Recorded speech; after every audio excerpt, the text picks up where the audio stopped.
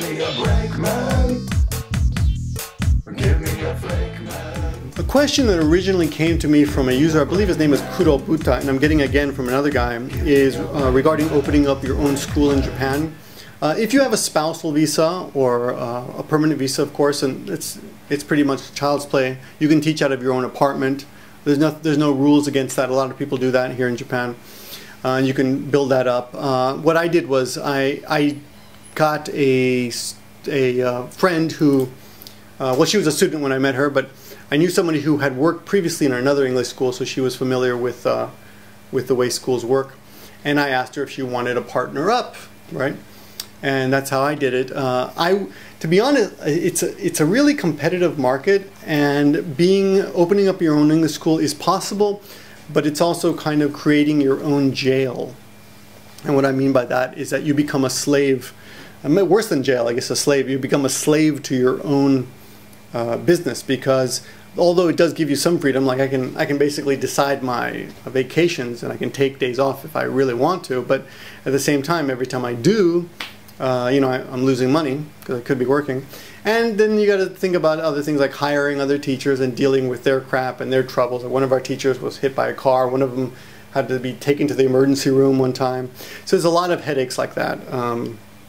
So yeah, there's a warning. You know, it's not all that some people think it's built up to be. You know, it's a pretty tough job. I think any business. You know, when I was in the bar business as well, it's kind of a headache owning your own business. So yeah, you can do it, but if you do it, I would say don't do it like I did it, like right in the middle of a city. Like I would say go out to some little country or to the suburbs or somewhere where there's less competition.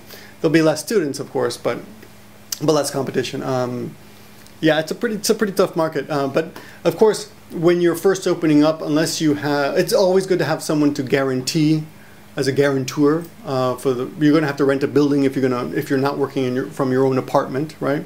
Another option, though, if you're doing private classes, is just to work out of Starbucks cafes or Mr. Donuts or little coffee shops, Denny's, whatever. I've done that in the past before. I haven't done that for many years, but it's completely possible, no overhead.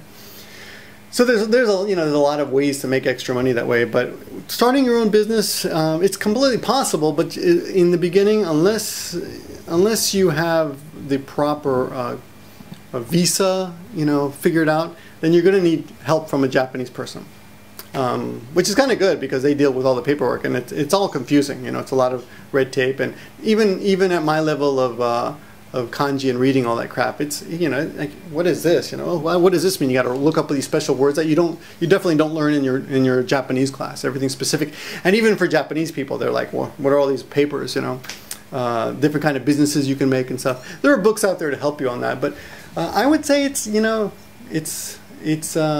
tough job. So it's much better to get a cushy job with a company that takes care of you.